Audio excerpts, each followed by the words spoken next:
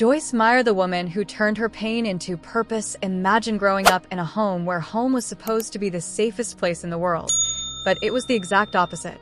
Imagine waking up every day carrying a secret that shames you, that weighs you down, that suffocates you. A secret that wasn't your fault, but that society, culture, and even your own mind transformed into personal shame. Imagine spending years like that, your entire childhood like that. And then imagine that this same person, scarred, broken, lacking self-esteem, resources, and a solid emotional foundation, one day decides that this pain will not be the end of their story, that all of this can transform into something, that life can still be different. This is the starting point for one of the most influential women in Christianity in the 20th and 21st centuries, a voice that reached more than 100 countries. An author who sold tens of millions of books. A preacher who filled stadiums, who appeared on television programs around the world, who built one of the largest Christian humanitarian ministries on the planet. Today we're talking about Joyce Meyer. And I promise that even if you're not evangelical, even if religion isn't your topic, you'll leave this video with something. Because Joyce's story isn't just a story of faith. It's a story about what a human being can achieve when they decide not to be defined by their experiences. Let's start from the beginning. Pauline Joyce Hutchison was born on June 4, 1943, in St. Louis, Missouri, in the United States. A lower middle-class city in the heart of the country. A seemingly ordinary family on the outside. But inside that house, something was happening that Joyce would only reveal publicly decades later. Her father, a World War II veteran, sexually abused her throughout her childhood and adolescence. For years, systematically. And as happens in virtually all cases of intrafamilial child abuse, there was a layer of silence, of denial, of this shouldn't be talked about. Her mother knew, according to Joyce's accounts in interviews, but lacked the emotional tools to act. And so Joyce grew up carrying this burden alone. What this type of trauma does to a child is profound and lasting. It's not just an emotional wound, it's a distortion of identity. The child learns that they are worthless, that they don't deserve protection, that the world isn't safe, that the people who should love them will hurt them. This internal programming shapes everything. Their choices, their relationships, their self-esteem, their way of seeing God, their way of seeing themselves. And that's exactly what happened to Joyce. Even as a teenager, she began searching outside the home for what she couldn't find within. Attention, affection, a sense of worth. When she was around 18, she married the first man who showed interest in her. Not out of mature love, out of emotional desperation.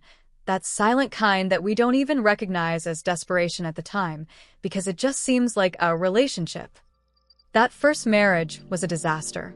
Her husband cheated on her repeatedly, was financially unstable, and eventually abandoned her. Joyce was left with a young son, without money, without structure, without a real support family, still carrying all the scars of her childhood. At just over 20 years old, she was at rock bottom. It was during this period, which seemed to have no way out, that Joyce describes what she calls a real encounter with God. She had had some contact with Christianity since childhood, but it was superficial, more cultural than transformative. What happened during this phase was different. She recounts a spiritual experience that made her feel, for the first time, that there was something greater watching over her, that she had value, that she could be loved without having to deserve it. For those who grew up without that foundation, this idea is revolutionary. Not in an abstract religious sense, in a practical, emotional, visceral sense. Someone telling you, deep in your soul, you matter.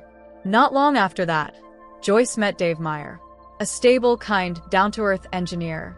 They married in 1967, and Dave, over the following decades, would become one of the silent pillars of everything Joyce built. He wasn't a preacher, he wasn't the public voice, but he was the man who believed in her when she barely believed in herself, who held the family together while she discovered her calling, who said go when it would have been easier to say stop. But the personal transformation wasn't immediate. Joyce spent years, many years, in a process she herself describes as painful and slow. She studied the Bible intensely. She went to counseling. She confronted memories she preferred to bury. She learned to name what had happened to her without dissolving into it.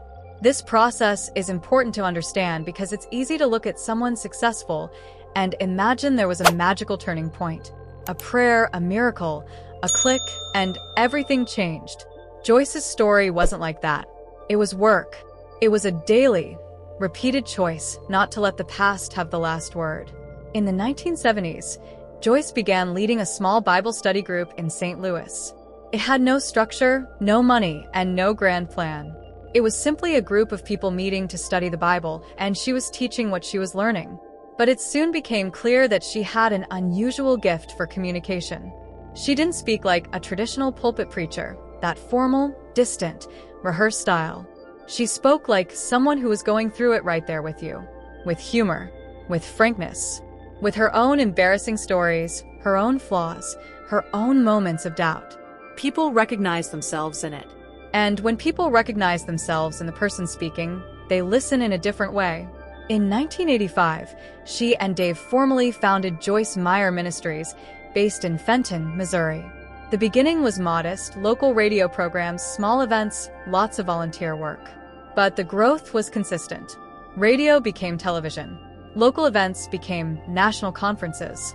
National conferences became international tours. In the 1990s and 2000s, Joyce became one of the most recognized figures in American evangelicalism.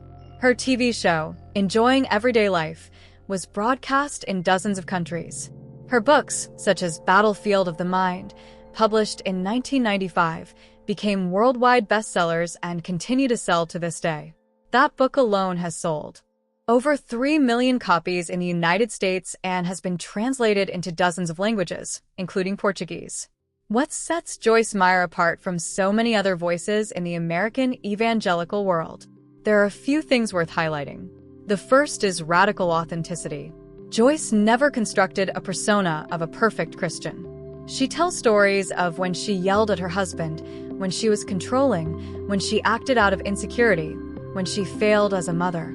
This is unusual in any public setting, but especially in religious environments, where there is enormous pressure to present an image of holiness. Joyce ignored this pressure from the beginning. And paradoxically, this is what makes people trust her. The second is practical language. She didn't get bogged down in theological terminology or doctrinal debates. She was always direct in applying spiritual principles to concrete, everyday situations, difficult relationships, financial problems, anxiety, self-esteem, forgiveness. She speaks to the housewife, the worker, the teenager in crisis, not to the theologian. The third is the humanitarian component.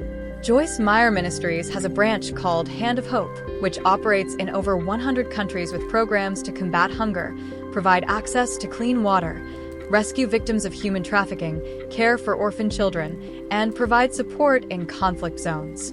She has never separated faith from concrete action in the world. And this has given her ministry a credibility that transcends the evangelical community. The fourth, and perhaps most important, reason is that she spoke about the abuse. At a time when this was still deeply taboo, especially within conservative religious communities, Joyce went public about what she had experienced. This broke something.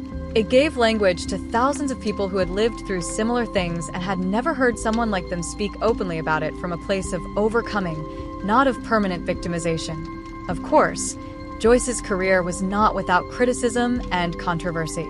In the 2000s, she was named in journalistic reports and U.S. Senate investigations as part of a group of televangelists who questionably used ministry resources, traveling on private jets, living in luxury homes, and having personal expenses paid by the organization. Joyce publicly responded to these accusations, stating that the ministry operated transparently and that her personal finances were separate from those of the organization. The investigation did not result in legal action, but the episode generated serious debate about governance and accountability in the world of American mega-ministries.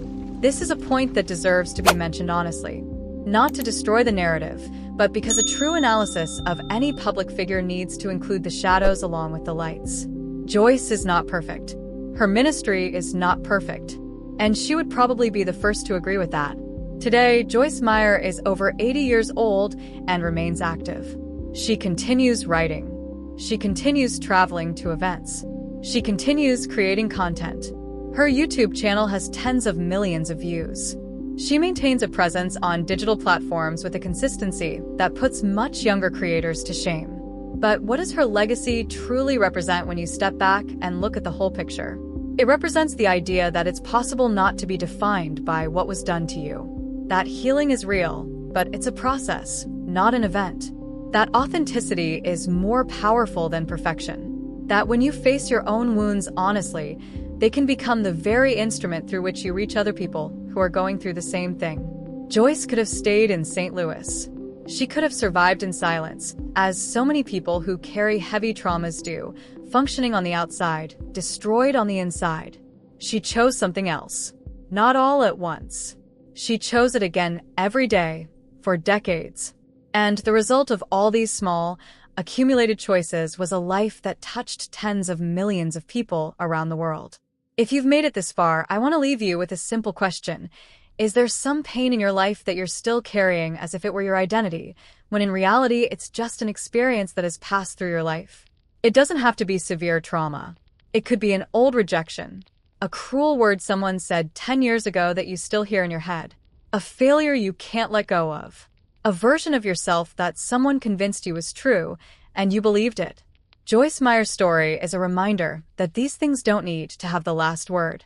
If this video added something to your knowledge, please like and subscribe to the channel.